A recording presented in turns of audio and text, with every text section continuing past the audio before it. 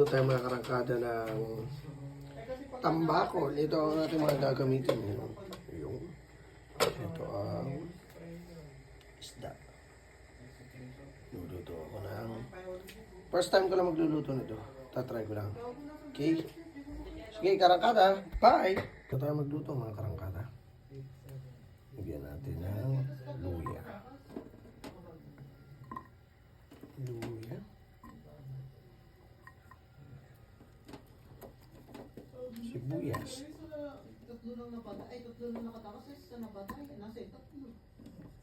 Bawang.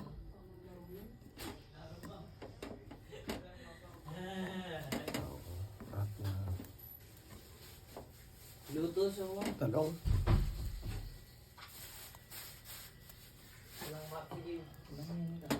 Lagyan natin ng suka.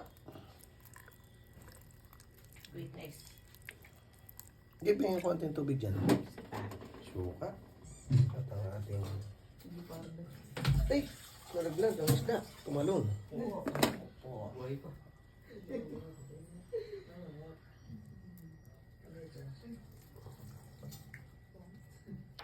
Lagyan natin ng... tinamaan. Lagyan natin ng konting tubig. At ang main ay ang isda. Mukhang hindi kakasa dito sa lalagyan. Maliit pa rin na gamitan ko. Kala ko kasya na rito. Mukhang hindi kakasya dito mga karangkada. Ayan. At pabot nga ng takip. Tapan natin. Ayan.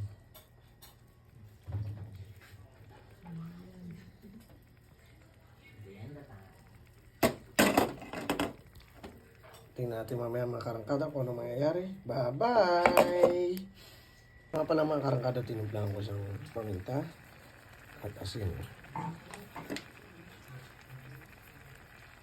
Paminta at asin habang kumukulo.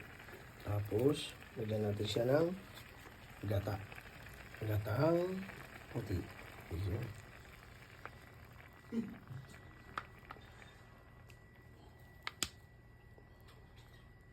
First time ko lang nagluto na ito.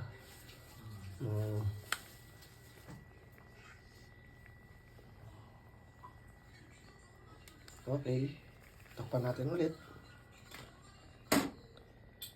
At balikan natin mamaya. Karangkada, bye! Ito, inahan natin siya sa mahinang apoy mga karangkada.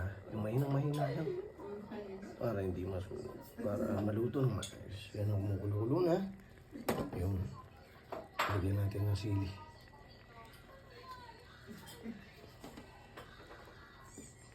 Sili. Tapos yung gulay. Ito yung dahon. Hindi natin. First time ko lang magluto nito eh.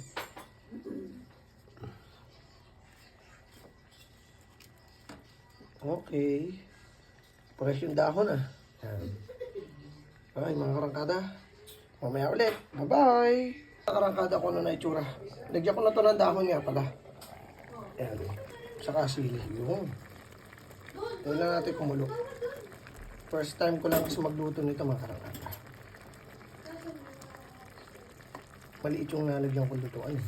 Pero malalaman natin mo. Bibiling ko lang ng isda. Basta wag lang madudurog. Kasi pangit pag nadurog. Ayos ba mga karangkada? Ito nga pala ang ginataang tambakol. First time ko lang magluto nito mga karangkada. Malapit na to. Mamaya kain na. Bye!